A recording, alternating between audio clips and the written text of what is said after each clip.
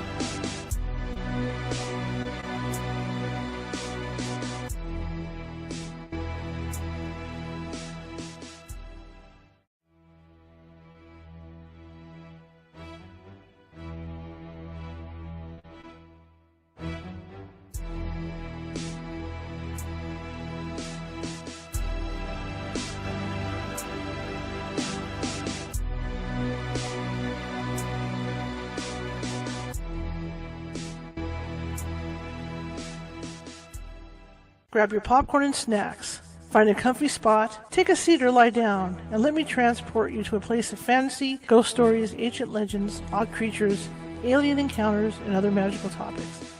You may even decide to join the conversation. From faraway lands to your own backyard, with a small dash of pixie dust. Turn out the lights and open your minds. The journey is about to begin. Good evening, everybody, and welcome to tonight's episode of California Haunts Radio. My name is Charlotte. I'm going to be your host for the next hour or so, and I think we've got a really good show lined up for you. It's a little different from what we do, and that's because, like I try to tell people, I'm a journalist, photojournalist, and I like to change it up. I like to cover, I don't want to say newsworthy items, but items other than paranormal stuff, even though I'm a paranormal investigator, right? Okay. But this particular topic tonight means a lot to me. I retired from working full time. I retired back in 2011 from working full time to take care of my father, who was ill at the time and elderly. But he did not have dementia or anything like that. He had issues, but not like that. Now, my mother, on the other hand, my father lasted, after I retired, my father lasted probably 2 years, I think, something around there, before he passed. But way before he passed, my mother was always forgetful. Even when she was still working for AT&T, always had these forgetful moments and stuff. But it was funny, it was clever. Things like my father would say, "Well, where's your purse?" She'd say, "It's hanging on the door." She wouldn't give a direction, or "It's hanging on the thing," stuff like that. But as my father got sicker, and he was not a pleasant old person, I'll put it that way. The stress that we were both under taking care of him was tremendous, and I started to see things with my mother that were like subtle changes. If they were changes, like she would put eggs on the stove to boil, and she'd forget they were there, and then we'd be watching TV, and you'd hear the explosions because the eggs would blow up. Things like that started. And then, once my father passed away, she had a stroke within a couple of months, and then you could see the dementia started creeping even more, so where she would forget things. A lot of people in that situation go through this, and I know there's a lot of people out there that are going through this right now. In fact, I'm writing a book right now called Bringing Up Daddy, which is going to cover taking care of both of them because they were such different personalities. But also my mother, really how I handled my mother, because there's people out there that, and I'm sure Dr. Post will go over this today. People handle people that are having mind issues like that differently. And me, I just took the approach that I was going to be in her world no matter what to keep her happy. I wanted my mother happy. She was the last of 7 kids. Everybody passed away in front of her. And the last thing I wanted her to do was give up on life. So I kept her happy. If she wanted to know where her sister was, I'd say they were on vacation. I didn't come out and say, "Hey, they're dead. Deal with it." I wasn't going to do that with her. The other thing that I did was she would forget who I was, which was fine. Her youngest sister was probably 14 months older than her, and so they were real tight, and so that's who she thought I was. I'm fine with it. That's cool.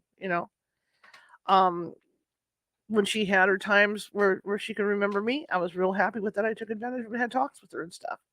And then I could see her slip back. And it didn't bother me. It really didn't. There was a certain question pattern I had for her, like when we would go to the hospital and the nurses would ask me, "Is she still here? Is she still thinking straight?" And I'd say, "Mom, who am I?" And she'd say, "Connie." And I'd say, "Mom, where do you live?" And she'd say, "Dixie Ann." Well, she grew up on Dixie Ann Avenue here in Sacramento. To me, that was okay. That was norm for her. If she didn't say that stuff, then I knew something was really off, with her illness. So that's how I handle her. I mean, we Hollywood musicals were a biggie. She loved Hollywood musicals, and sometimes they will get upset, and that's how I would do it. I would put Grease in particular would go on the TV, and she would be really, really happy. It would calm her down. So I had ways of helping her. It was my way of helping her. I mean, my way may not be your way. My way may not be somebody else's way. But that's the way I did it, and I kept her happy. 7 years. 7 years. Anyway, my guest tonight we're going to be talking about that. We're going to be talking about stuff, related to dementia and Alzheimer's and different things like that. He's written a book on the subject, and I heard him on another show, and he was terrific. And I can't wait to talk to him because I've really never talked to anybody in the medical field about this and what I went through. It's just been 3 years since she passed, and I miss her. I miss her, even though she didn't know who I was for a long time. It was okay. We got along great. Anyway, without further ado, I'm going to bring Stephen G. Post on, and we can get to know him before we get going here. Okay?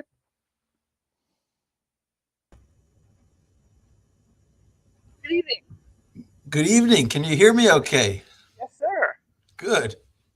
How are you? I'm fine. I'm so glad to be on this program. It's going to be a great evening. I am glad to have you on this program. Like I said, I spent 7 years with my mother and lived in her world, which wasn't really a bad world. It was kind of fun. And because I remember there's something else I didn't add from earlier is that my mother loved Disneyland. And with my 65-inch TV and with the advent of people going on the rides, and taking videos and all that, I was able to take her. And so we would sit on the couch together. And when we hit the turns, I'd pull her to the side to make her turn and do all this other stuff. And she just absolutely loved it. Yeah. So, I mean, like I said earlier, people may not handle their, deal with theirs like I dealt with mine, but that's how I dealt with her and kept her really happy. Well, you entered into her space, into her world, and you can't be anything except grateful for that opportunity.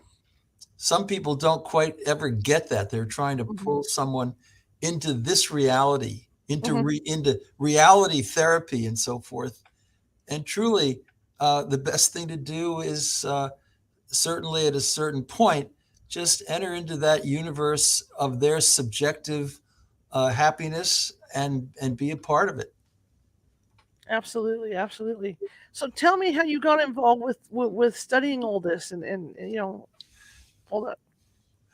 Well, when I was a boy, which is increasingly long ago, my grandmother was a really wonderful woman from Sheffield, England. She was actually a dancer on Broadway, and she eventually succumbed to what may have been Alzheimer's, but you have to be really careful of that because, dementia is Mm-hmm. that decline in capacity, but it can be caused by so many different things: Parkinson's, Mm-hmm. stroke, concussions, Alzheimer's. 100 years ago, dementia was caused mainly by neurosyphilis. They didn't have antibiotics, and people weren't living past 60. So, dementia is this loss of capacity, but I don't even like the word dementia. So from my grandmother, as I would sit there in a nursing home doing assisted oral feeding, with the applesauce and bran and so forth, it's not an absolutely ecstatic experience, but it was in a certain way because there was a lot going on between us in that sort of give and take. Mm-hmm. And sometimes her eyes would light up, and I knew she was there, even if she couldn't communicate. But then to be open to surprises, every once in a while, kind of like what you're saying, every once in a while, my mom would call me by name. Mm-hmm. And so, what is hope? Mm-hmm. Hope is being open to surprises because there's still underneath this loss, there's also, I would say, a soul. There's still a human being. That narrative is still there, and you're not ever able to say this is a husk or a shell or emptiness. Grandma's always there, and that's a Right. part of the book. There's a chapter called "Is Grandma Still There?" Question mark. And I've always believed that there is, and I don't see how you can say anything other than that. But yeah, so that was my grandmother, and she was a wonderful woman, and she got me, as I grew older, more interested in dementia and how we care for them. Mm-hmm. So this book is, it's dignity for deeply forgetful people, how caregivers can meet the challenges of Alzheimer's disease. I've had tremendous interest in caregivers and worked with them for about 40 years from coast to coast and all over the world. And I try in this book to help them to notice the continuity of self identity and to be able to even stimulate that a little bit through music, through poetry. I like to say every caregiver should sing with their loved one, Absolutely. and that you can connect with them, even though their linear reasoning may be limited. But it doesn't really matter at all because they're still there. And I agree so much with what you were saying. That, okay, so your mom, she didn't call you by the right name. Hmm. She mistook you, right? For but Right. but and some people say, oh, that's a horrible, horrible, dreadful thing. It's really Hmm. not. Just got to get used to it. Right. Right. Yeah, it didn't bother me. In fact, when I knew what was going, it's just like when we would go, like I would have these three questions, and I would ask her when she would go to the ER because you know how clinical doctors are. They want to know boom, boom, boom, and I'd say, look, she's not all there, and this is the questions. If she can answer these questions this way, I know she's all right. Like I said, what's my name? She'd say her sister's name. Where do you live? She'd either say Sacramento, which was fine too, Mhm. or she'd say Dixie Ann. So I'd be like, okay, that's it. She's good. And they'd look at me just like when she had her stroke and she was in there and they were testing her and they asked her who the president of the United States was. My mother, I always told my friends my mother was like Lucille Ball anyway because she was always all over the place. And my mother looked at the nurses and stuff and she said, oh, that black man. There you go. And of course they're scribbling away and I'm like, no, no, no, no, no, no, don't you be marking bad things about this. This is her anyway. This is how she thought anyway before the stroke. So these were her thought patterns. And so, yeah, what I thought were normal, the nurses were like, "Oh no, no, no, no, no!" But that was 7 years ago. A lot's changed now. Yeah. And what's normal and what isn't normal. I use this language of deeply forgetful people. You know why? Because we all have our moments. Okay, admittedly, dementia is a kind of intensification of deep forgetfulness. Hmm. But hey, I go behind this medical school here in Stony Brook, and there's a big old parking lot. And sometimes I have to ask a student, you know where my car is parked? They laugh. It's a huge, huge parking lot. Right. You can get lost. And then sometimes, actually, one time I had to ask a student, do you know if I drove to work today?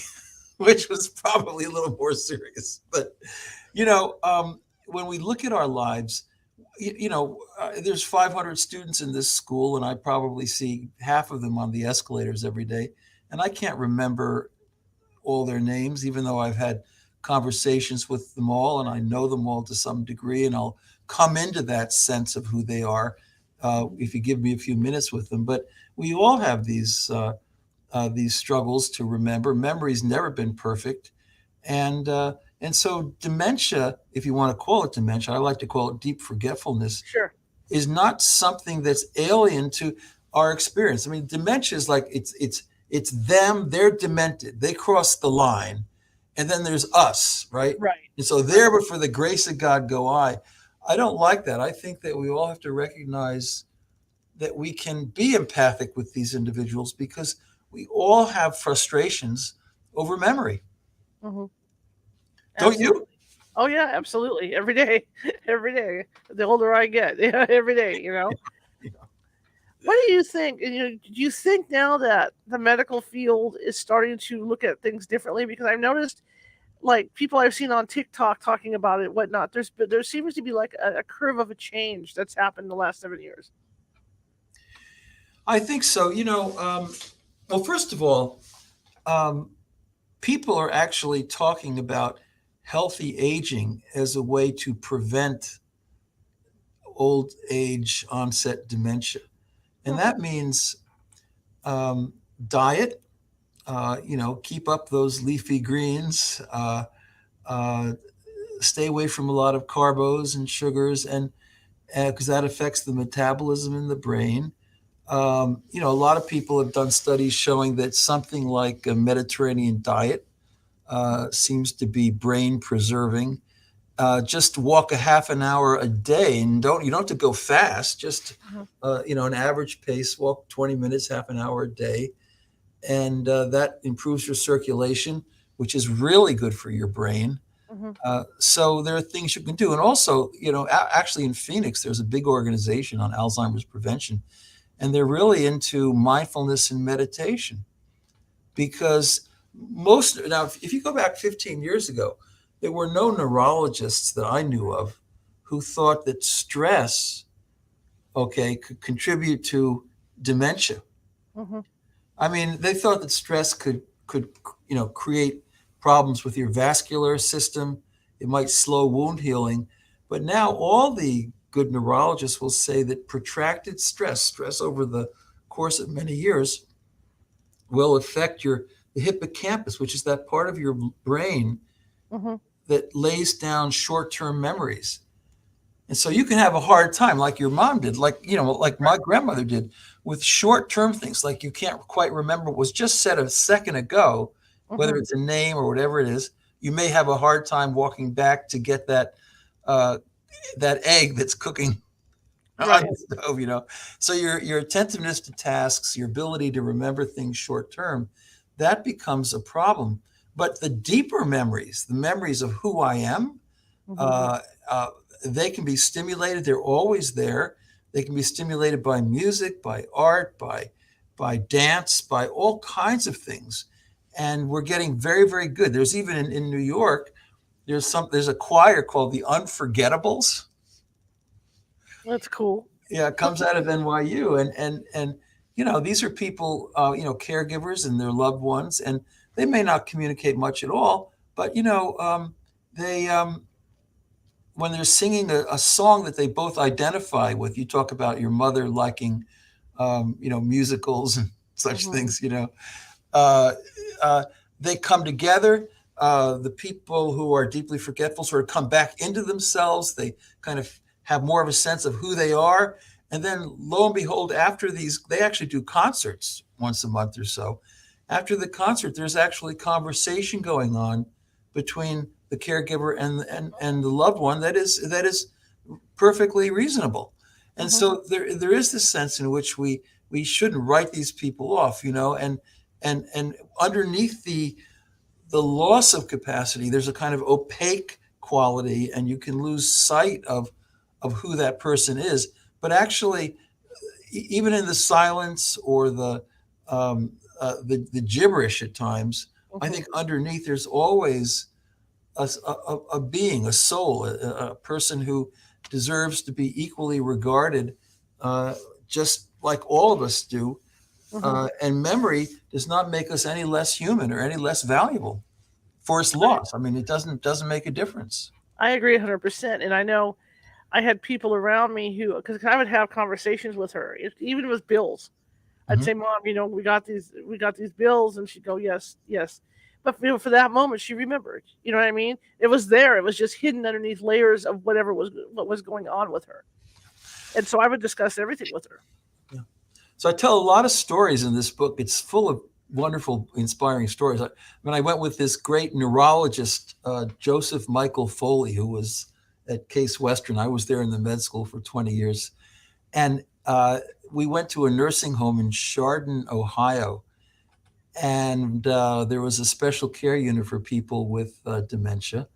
We went into a room where a fellow slept, and we read his bio sketch on the wall. His name was Jim, and he had a couple of kids that were growing up. He'd been an accountant. And so I asked the nurse, take us out into the main area where people were ambulating, were walking around, Hmm. and introduce me to Jim. So we went out, and the nurse introduced me to Jim. I took him by the hand, and we sat down at a table. And I asked him, Jim, how are your sons? And he actually got anxious about that because he was confused by it. But then and I realized I'd used language wrongly. Hmm.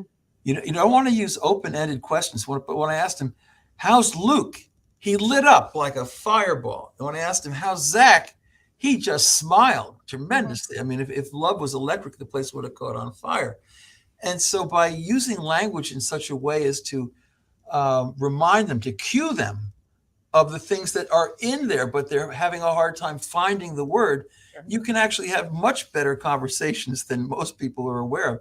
And so then Jim, he had a twig in his hand. It was a white twig, and he put it in the palm of my hands. I had my hands out like this for it, Hmm. and when he put that twig in my hand, he smiled and he said, and this is what, what everyone thinks about these things. He said, God is love. And I couldn't believe it. So I thanked him and I gave him the twig back. And then I asked the nurse, so what's the story with this twig? And it turns out that he had grown up on a farm in northern Ohio, and he loved his dad a lot. And his dad gave him a chore every morning, which was to bring kindling in for the fireplace. So, like a lot of these people who are deeply forgetful, see that the present moment is really intense for them. It's Right. buzzing and booming, and they don't understand it so well. But they'll go back to tender, loving care. They'll go back to that point of attachment in their lives and those special people of attachment. So he was with that twig. That was the kindling that he was bringing in for the fireplace, and his dad was there with him, I suppose. And in a sense, they may lack linear rationality, like means ends rationality, Mhm. but they don't lack symbolic rationality. I mean, I've seen so many people. I bet you with your mom too. She could probably grab hold. She probably knew that certain articles of clothing were Yeah. identified with her, right? Right. Yeah. Absolutely. And maybe certain pieces of music she identified with, Yes. and certain I mean, you could take a prayer bead if you're a Buddhist or a Catholic or whatever, and someone can still get a lot out of that and go Nam Myoho Renge Kyo. So it's Absolutely. you know so the symbolic stuff is always there, and that's where and so then what happened with Jim, it was so interesting. So have you ever seen those old puppet dolls that girls would get and put them on their hands, for just play stuff?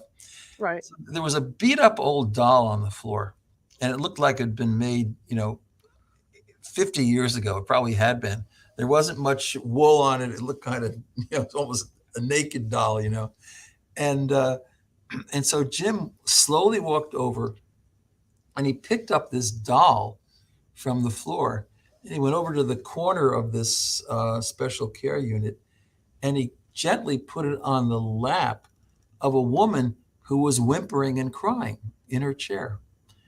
And then she stopped crying. It was kind of a miracle. And I asked the nurse, what's the story with that? And she said, well, that's her doll. So look, Jim, he may have been weak in his linear reasoning. Hmm. And he may have been limited in lots of different ways, but he had a lot of emotional intelligence. And to be honest with you, he probably had a little more emotional intelligence than maybe a lot of people walking the streets. In fact, I'm sure he did.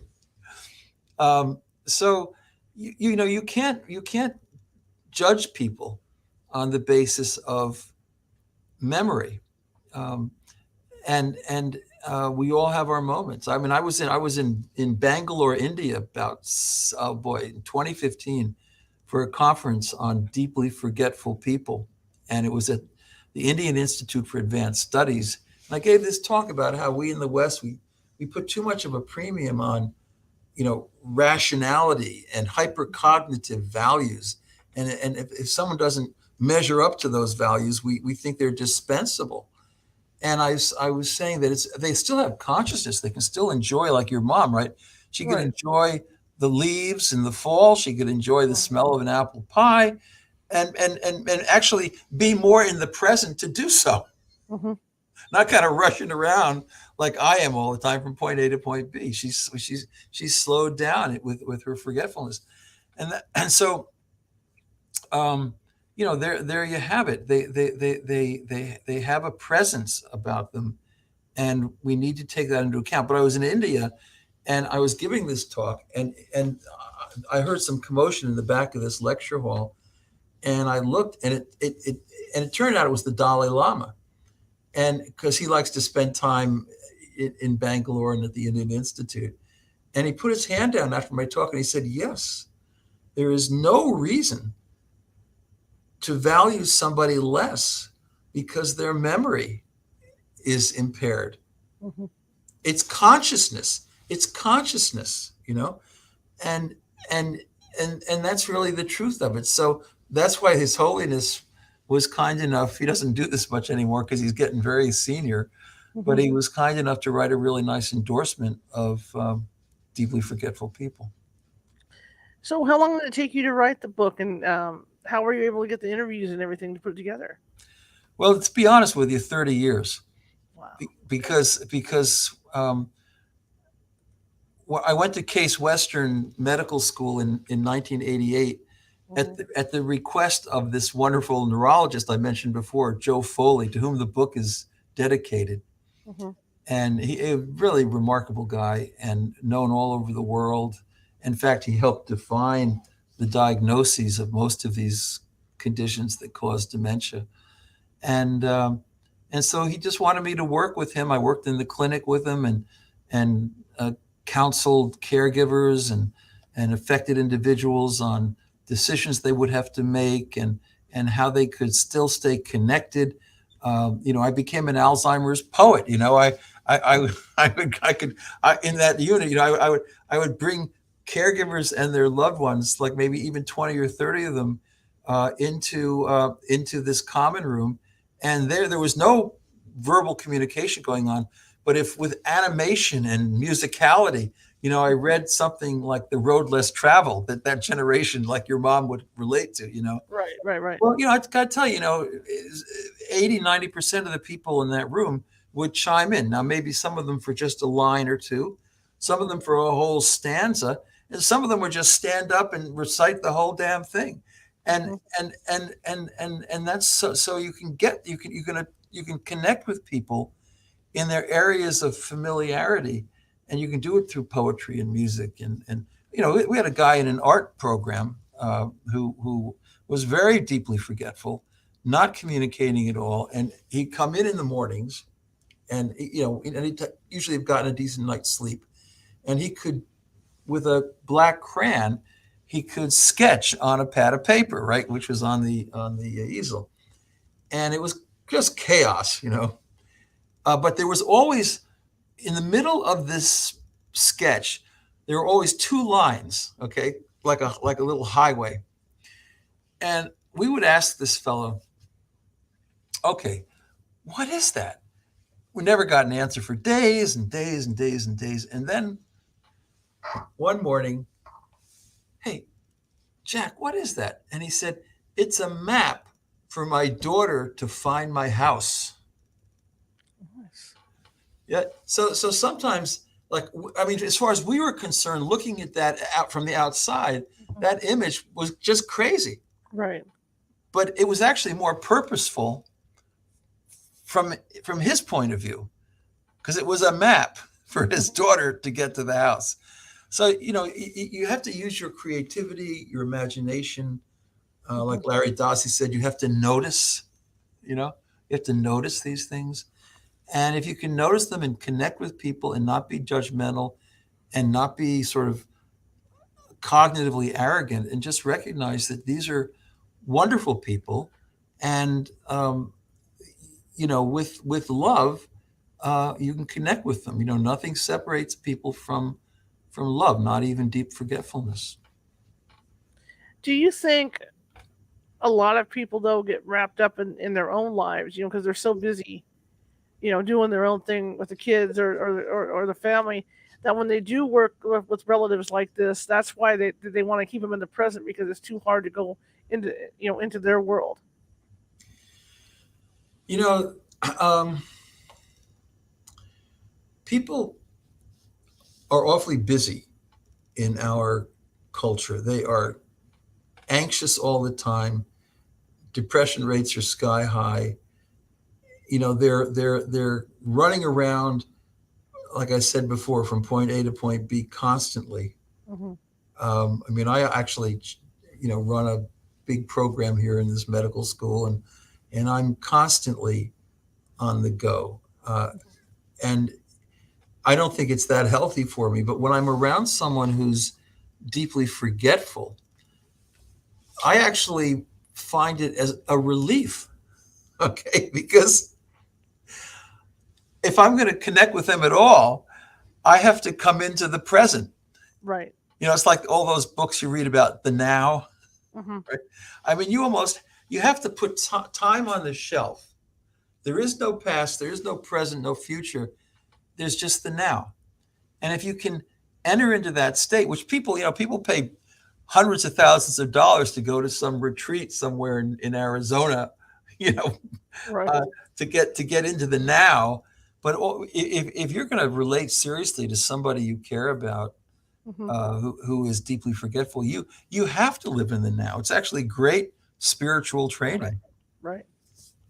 Absolutely. Um, so yeah, people have to slow down a little bit, and I think in a way, that's something we can learn from these folks. There was I talk in the book about a painter, great painter, and his name, it doesn't matter. His name was Wilhelm de Kooning, and he was like Jackson Pollock. He was a very famous guy in the 50s and 60s and 70s, and he just painted such anxious stuff. It was like that image of the scream you've probably seen, or some of your listeners have.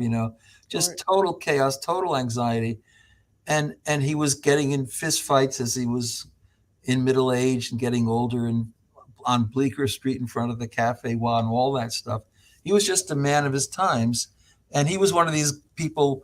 You run into them who say, "I don't do nothing for nothing." You ever heard that? Right. Yes. So he's diagnosed with probable Alzheimer's disease at Cornell Hospital, and this is now like 20 years ago, Hmm. by a friend of mine, a physician friend of mine, and for 14 years he had dementia, probably caused by Alzheimer's, but it's actually usually caused by different things. I mean, it can be stroke events in the white matter of the brain plus Alzheimer's. It can be getting hit on the head in a football game when Hmm. you were 15. I mean, it can be a whole mix of things. And that's why they call it now mixed dementia. But, his painting was always so rough. If you look at de Kooning, his painting it just makes you grit your teeth. But then suddenly he started painting this stuff. There was like beautiful desert flowers, like Georgia O'Keeffe. No, I mean, Oh. okay, okay, so it wasn't as elaborate, okay? It wasn't as detailed, and didn't require quite the skill set, but it was beautiful and uplifting. And and and the question you have to ask is, okay, so somehow when he got a little more deeply forgetful, did he forget the stuff that our culture teaches? Again, I don't do nothing for nothing. Did Right. he forget about all that roughness, all that anxiety that I've got to be a man? Did he forget about that? And did he just kind of come back into his true self and express that in his art? And there was an exhibit of his work, a posthumous exhibit. And I was reading some of the reviews. This is 10 or 12 years ago. Right. Most of the reviewers said, "Oh, he was just a shell. He was just a husk of himself. This is an embarrassment. This isn't de Kooning." But there was one reviewer I really liked, and she said, "Wait a minute, wait a minute. This is a guy who lived with dementia for 14 years. He lived in a loft in Greenwich Village, and he had and he just sporadically rise up and dip his paint brush in the acrylic and go up to the easel, and he'd paint this stuff.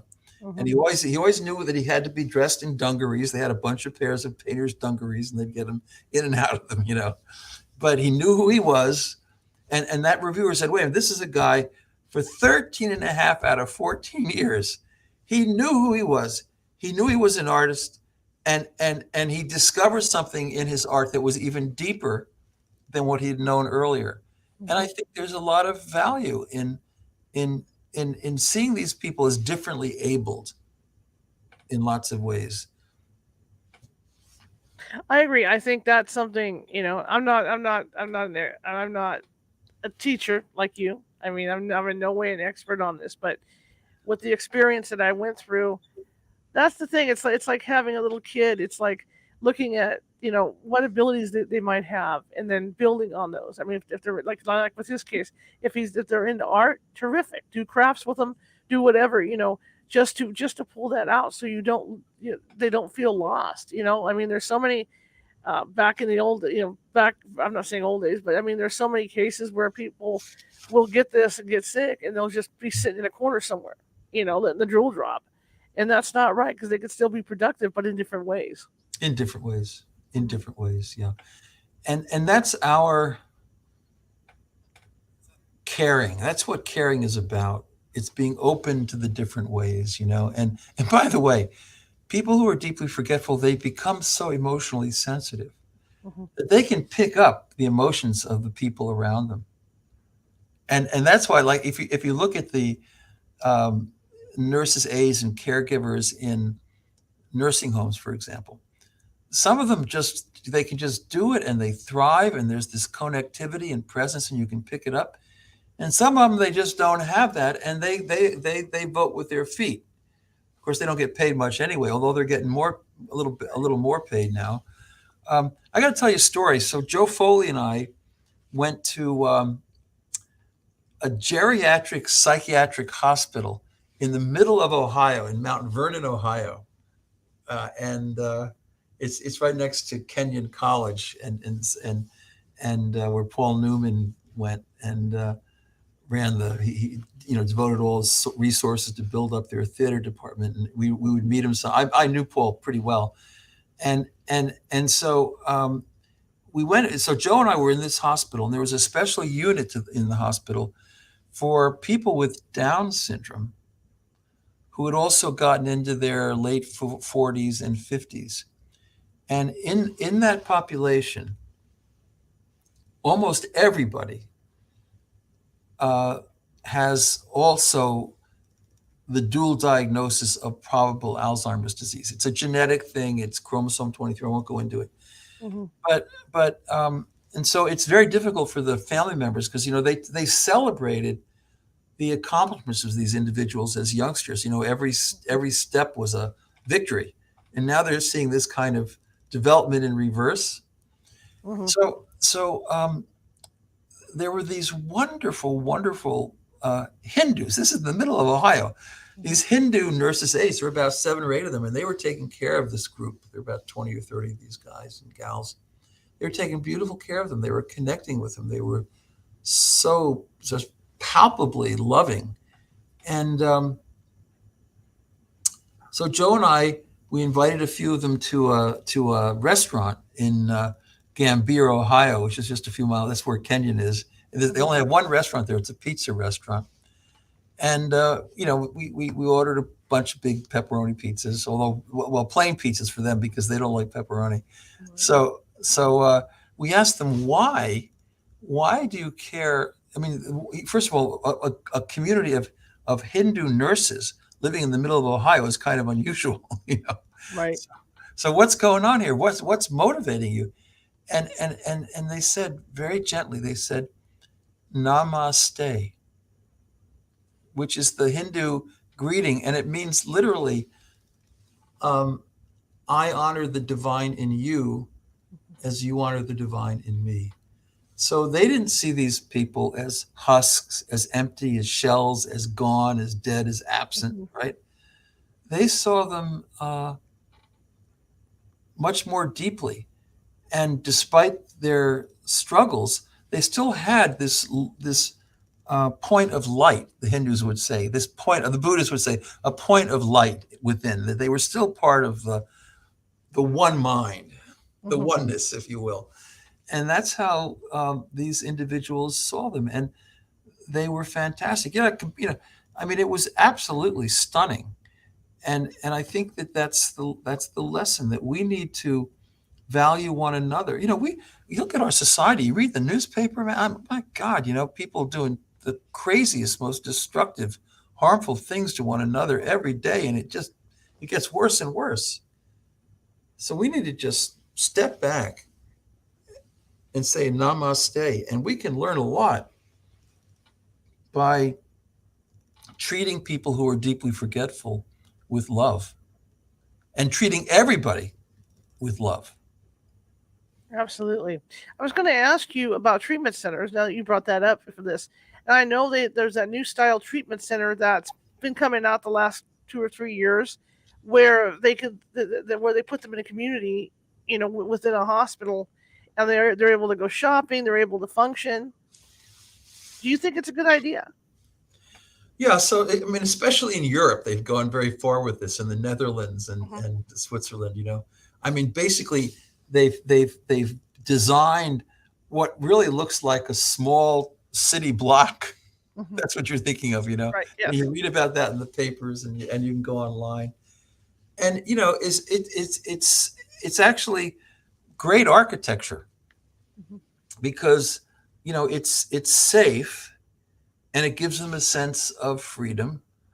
Um, it's expensive, Hmm. but um, you know, I find it to be very creative and very interesting and very healing for these individuals. You know, but even without going to that level, you know, our better assisted living centers, you know, they're very creative now. I mean, they've got the Eden alternative. They've got lots of plants, and they've got uh, uh, uh, retrievers. They've got golden retrievers and Labradors, and they've got birds, and they've got exposure to the out of doors, and there's a lot going on because when these and even now, if you go to a good assisted living program or a good nursing home, there's actually a room or two where individuals, even with dementia, can participate Hmm. in community service. You know, they'll be as best they can, you know, Right. putting things in the basket for the walkathon that's going on next week, you know, and they find it very meaningful. So there's still this side of people that wants to give and to make a contribution to the world around them. I knew a guy in Shaker Heights, Ohio, which is an inner ring suburb of Cleveland, and he was really not by all reports from his family, not a very nice guy. He became deeply forgetful, and he insisted on driving, if you will, shotgun in the passenger seat in this van that would go around Shaker Heights and pick people up and bring them to the Foley Elder Health Care Center. And he became very altruistic and devoted. And he would help people out of the van, bring them through the sidewalk into the door, and then he'd come back out.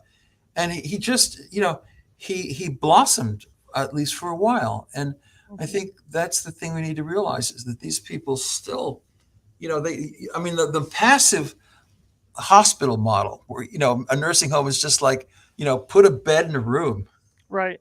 right? I mean, that's actually, there have been studies on this. It's kind of shocking, but it's true. It, you shorten people's lives that way if you just have them passively in, you know, on a bed, and you treat them like they're in a hospital room. If you give them opportunities in the community, if you give them music, if you give them poetry, if you give them art, if you give them all kinds of stimulations, including the dogs, Hmm. um, um, you know, they can live, you know, longer, and they can live happier. By the way, I got to tell you this about the Alzheimer's dog movement. So I was on the board of the Alzheimer's Association in Stirling, Scotland, for a while, and this is now we're going back 25 years. And the idea was, you know, why don't we train dogs for the deeply forgetful? And we actually did that. So in Scotland, you know, they you know, mainly you know, mid-sized, small-sized Labradors because they Hmm. have such nice disposition. Uh, but they, you know, they were trained, and it worked very well because, frankly, you know, a dog doesn't give a hoot if you're a little forgetful, Right. you know, and it's always there wagging its tail. I mean, I agree with C.S. Lewis. There's probably going to be dogs in heaven because they're so loving and so loyal. So this has taken off, and now, for example, in Australia, the Australian government supports dogs for people who are deeply forgetful. So I was over there, and now we're going back 12 years, I think. I was at a doing a plenary at a conference, and we had about 40 or 50 people who were deeply forgetful, not like super deeply forgetful, but who were, Hmm. you know, significantly compromised. And they all had their dogs. Each one of them had their dog, and the dog on the leash, and then with a forget me not vest on. Okay. And then we took a walk down the main drag of Sydney, you know, past the Sydney Hospital, and there was a taxi guy pulls up, and he looks at me, and he kind of, you know, and he's like, he says, "Blimey, dogs are for blind people." And And we have to get beyond that because dogs are really man's best friend, and Mhm. they're especially a best friend when there's a lot of rejection, a lot of stigma with deep forgetfulness.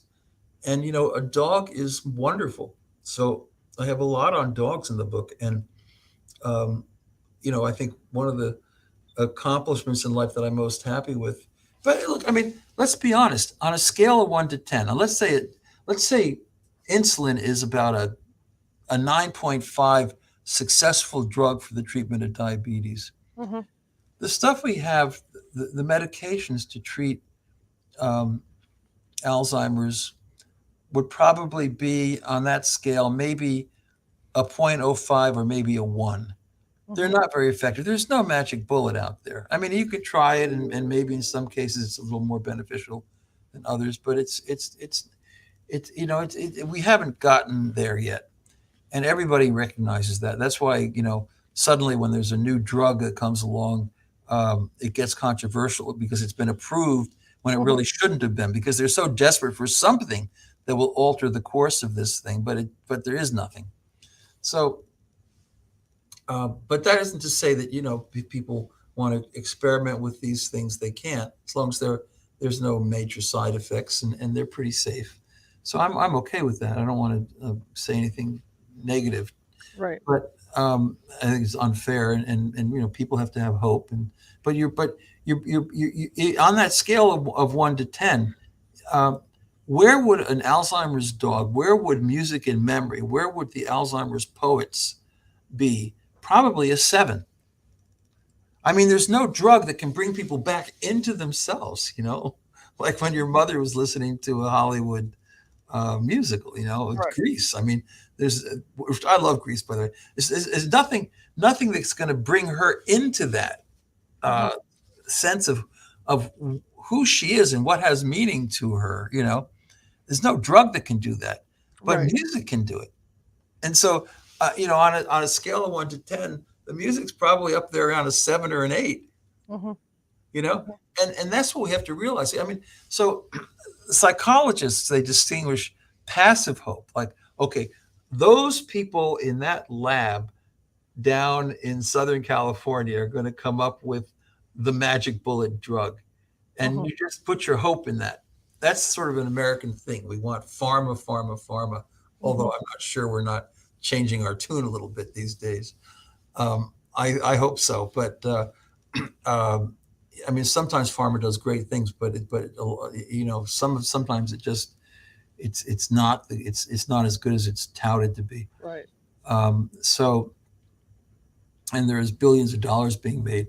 But look, I mean, the medical model, which is basically medication, uh, it's very limited in this area, and so we have to go beyond that and think about a human being in the full sense of being a human being, and what can we do Mhm. to interact with them, and be psychosocial and creative, and engage them in these wonderful ways. And it's so thrilling, actually. So there's a thing, I coined a term called paradoxical lucidity years ago when I was in Ohio.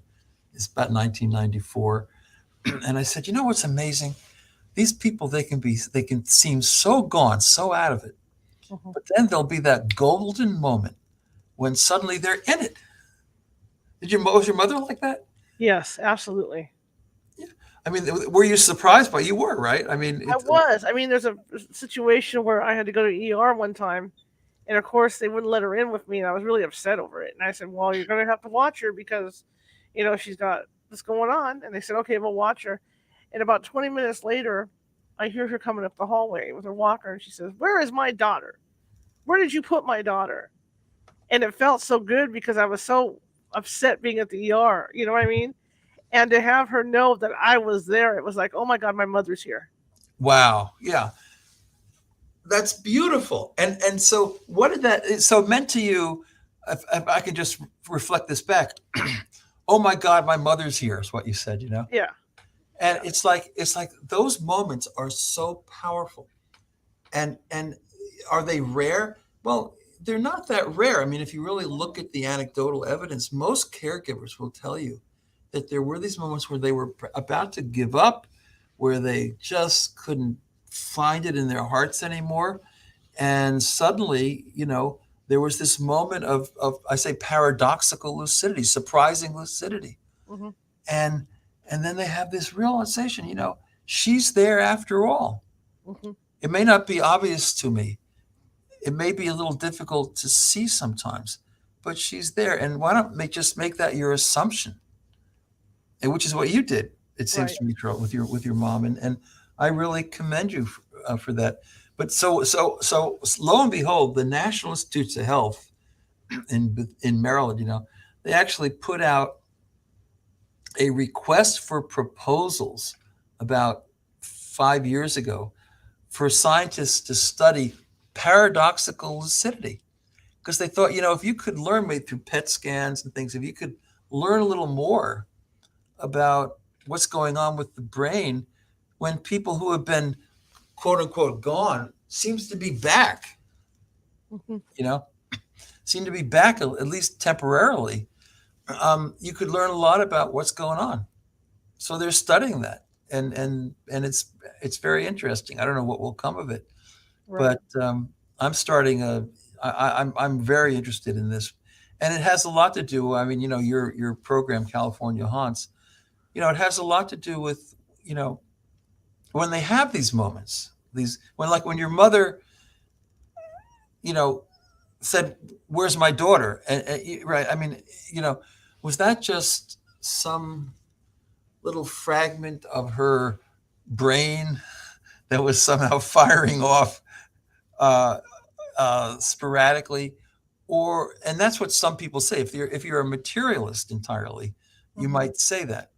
But if you are more into the spiritual, non-material possibility, anyway, of the human being, then maybe that mom is absolutely there, intact all the time, but underneath this kind of um, um, neurological deterioration. So she may not be able to communicate much, but she's Hmm. still there. And I think that's very interesting. So, I knew a lot of neurologists, including John Eccles at the University of Chicago, Nobel Prize laureate, who did not think that mind was derived simply from matter. He thought he was a mind before matter person, and that's what most people think, actually. That there's something unique about mind. That mind precedes the universe. Right? The Big Bang and everything. But before that was the infinite mind, and so maybe there's something about these individuals who are deeply forgetful that we can learn. We can learn from them that the mind is deeper than matter. What do you say to people that are just starting this journey, with a loved one? Well, I say, be thoughtful, because don't have a bias Hmm. against your loved one. They're still your loved one, and they'll always still be your loved one. And it's completely unjustifiable to think that they're anything other than your loved one. So you have to make room for them in your own, like you did. You have to make space for them. Hmm. You know, and if you do that, they will be happier, but also you will grow. Hmm. All right. I mean, I'm sure. Don't you think, Charlotte, that in your interaction with your mother, you developed a perspective that you probably would not have had otherwise? I agree with that. I agree 100%. Yeah. Yeah. I mean, same with me. I don't think have been doing all this stuff all these years, traveling all around the country, every state, dozens of times, working with caregivers and various organizations. I don't think I'd have been doing it if it wasn't for my conviction that my grandmother was still there. Hmm. You know, and I think that's the ultimate hope. That's that. I'm optimistic. I'm hoping that sometime we'll actually figure out the right medications. I mean, we're getting some pretty good medications for Parkinson's disease, Right. and dementia can be secondary to Parkinson's, um, but at least half, maybe even 60% of dementia is secondary to Alzheimer's disease, which is different than Parkinson's. Hmm. And what we don't have is any breakthrough medications for that. So I'm hopeful that people will find those medications that will be able to do something really miraculous, and that would be great. But in the meantime, where do you put your hope? And you got to put your hope in tender, loving care. Absolutely. When you're working with caregivers, how do you bring them into, say, their world? Is it hard in some cases to change their thinking in the way they handle their loved one? Some people can't do it. They just, they just look at even it's a loved one, but event, they still look at that person more in terms of, say, economic productivity Hmm. or cognitive skills that are off the charts. Right. I mean, I call this hypercognitive. So, I mean, usually you hear the word hypocognitive. There's somebody Hmm. is beneath any kind of normal threshold. But I talk about an equally problematic condition, which is being hypercognitive. Because when you just see people as valuable, look what happened in Germany, and I talk about this in the book. I'm going to just mention it lightly and briefly, but um, in 1939 there was a program called T4. It stands for Tiergestrasse 4 in German, and it was in Munich, and it was a Nazi thing. And for about a year and a half, they took people out of asylums, people who had cognitive disabilities. Now, maybe half of that 70,000 people, historians say, had cognitive developmental disabilities, from youth, from childhood, and Hmm. about half of them had dementia. And they would take them out and lie them down in the snow at night or put them in ice water. I heard about this. And this is called hypothermia. This was where the hypothermia. And what did they say about this? So they took, let's just say they took 30 to 40,000 people with dementia and they froze them to death. Hmm. And then they'd bring them back into the asylums and they'd warm them up. Charlie, they'd warm them up at different temperatures and maybe in hot air and hot water and whatever. And they said, well, we want to know at what point does it become futile, okay, to send rescue teams into the cold waters of the North Atlantic to try to pick up a downed submariner or a pilot. Hmm. Of course, this was complete junk, but that's what they were doing. But the thing about it is that these people, they had only one thing going against them.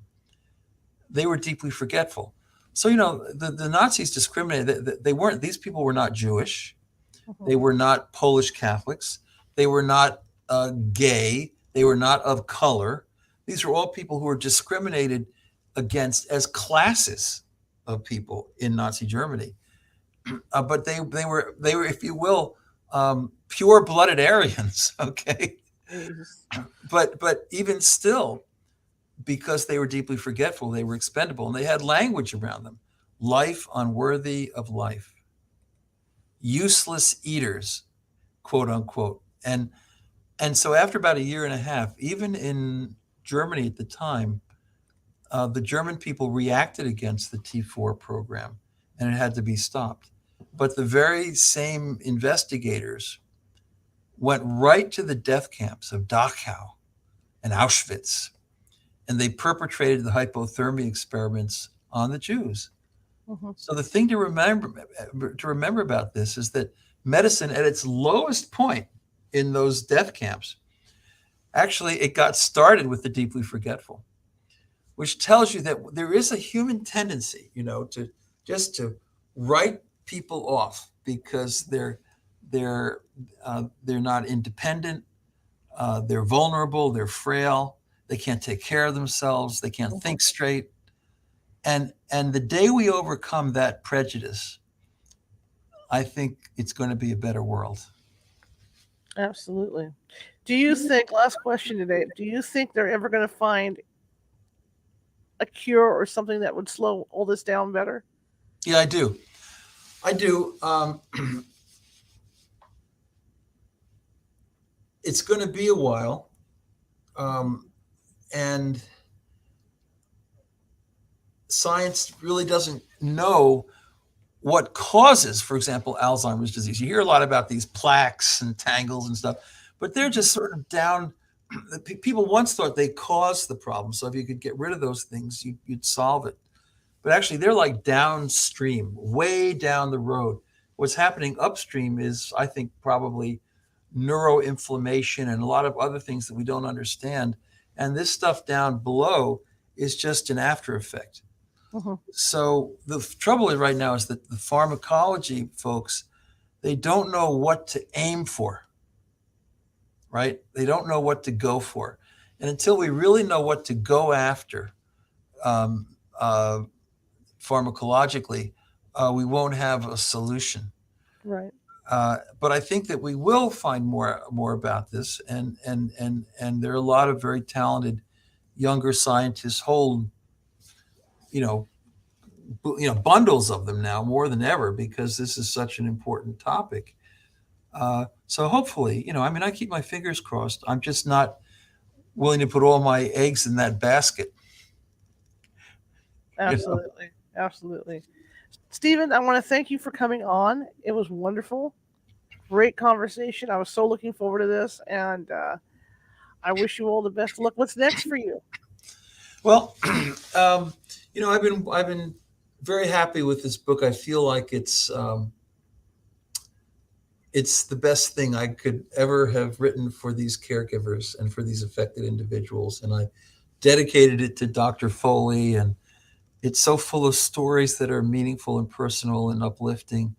So I'm happy about it. And I'm not going to probably write another book on Alzheimer's again, because I've done it, and this is it for me. And Johns Hopkins did a beautiful job producing it.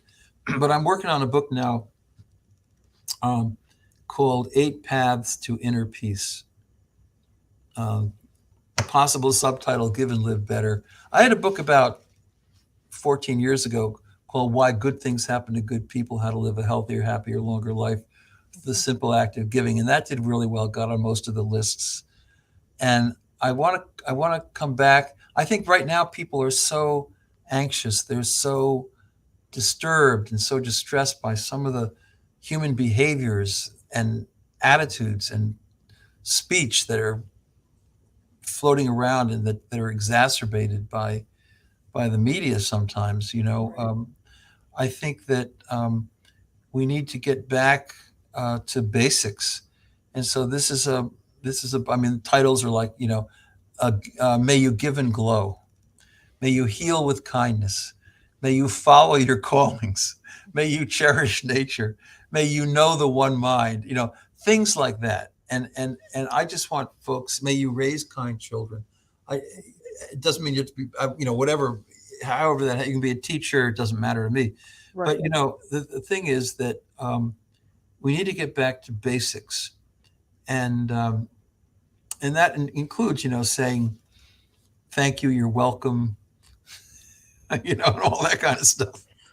Right. So I'd like to see us come back a little bit to what I'll call a culture of dignity. Absolutely. Terrific. Well, thank you so much for coming on, and love to have you on to talk more about this. It's a topic that I'm interested in. I know it's a topic that a lot of people are interested in. Well, and a book like yours really helps. Yeah. Email me anytime. We're about to start a national program on paradoxical lucidity, which will be, I mean, if I do write another book, it's Mhm. just going to be on that, Sure. you know, Absolutely. because there's such power and what they mean to people. And, and, and, and I think that would be helpful. I only do things that are going to be helpful to some Mhm. identifiable constituency. You think I'm an academic? I guess I am, but I really do all this because of love. Mhm. That's the deal. You know, I have an institute called the Institute for Research on Unlimited Love. Yes. So if you go to unlimitedloveinstitute.org, you'll see all the stuff there. And Fantastic. dozens, even hundreds of researchers around the world who study love. I don't mean love of chocolate or love of designer jeans, but the love where the happiness and the well-being of another is as meaningful and sometimes more so to me than my own. As meaning as my own. And so there's still my self-love there, but it's this idea of love for all humanity. And that's the secret, to be honest. Okay. Absolutely. Absolutely. Well, you have a great holiday, sir, and Will I do. thank you so much for coming on. Okay, and good luck to you. Have a wonderful holiday, and to all your listeners, thanks for being here. Absolutely. Have a good one, sir. Okay, you too. Bye bye. Right. Bye bye. All right. I mean, that meant a whole lot to me to do this show. With going through that with my mother, and it's so wonderful to hear his philosophy on, his studies and his philosophy on this stuff, because that's what I believed all along, taking care of my mother. So yeah, it's just brought a tear. A couple tears came. Tomorrow we're shifting gears again back to the paranormal, and Bill M, who is a I'm not going to say priestess, but he's a magister, which would be a high priestess in the Church of Satan, is going to be here to talk about the differences between the Church of Satan and what Satanism is. So he's going to be with us tomorrow. We've been waiting to get him on for a while, so he's going to be joining us. And that's going back to the paranormal side, right? If you're watching from Facebook tonight and you like what you hear, please be sure to like and follow, because we're looking for followers. You can find California Haunts all over Facebook. You can find me over at Instagram under Ghosty Gal. It's all lowercase. Please follow if you like what you hear. If you're watching from YouTube, please hit that like button and that subscribe button. And the subscribe button is down the bottom right hand corner. There's a little ghost with a magnifying glass, and he is our mascot. If you hit that little red subscribe button, will pop up, and that because we're always looking for subscribers. And as I said, we're also over on TikTok, so we have short little videos over there, some humorous stuff that we do, and different things like that to kind of lighten the mood. That's over at TikTok under California Haunts, which is all lowercase. I want to thank everybody for coming tonight. I really appreciate each and every one of you. And I don't do this very often anymore, but I do have a ticker floating down at the bottom of the page. And that's because California Haunts doesn't take any money to do any investigations or anything like that. We are simply out to help and inform people about the paranormal. And if you could, find it in your heart to help me out a little bit, that would be great. I still have expenses with the internet cost for the show and computers and all that. So when something dies, I have to pay it out of pocket to fix it, and it's just it can build up sometimes. If you can find it in your heart to help us out, keep us on the air, keep us getting great guests like this, I'd appreciate it. You can do that at paypal.me at California Haunts, or we do have a Venmo if you're uncomfortable with PayPal, and that's just California Haunts. Just go to Venmo and type that in. But I would really appreciate it. My team would really appreciate it. All right, that said, again, you can visit us at YouTube, and we have a really cool YouTube address, which is youtube.com/ at, that little ampersand at thing, California Haunts Radio. So you can check us out over there. We have 450 videos over there of different topics, just like this one, as I like to cover different things. So, now I can breathe. So we'll be back tomorrow at 6:30 p.m. Pacific with Bill M. of the Church of Satan. All right? So I will see you tomorrow. Have a great evening. See ya.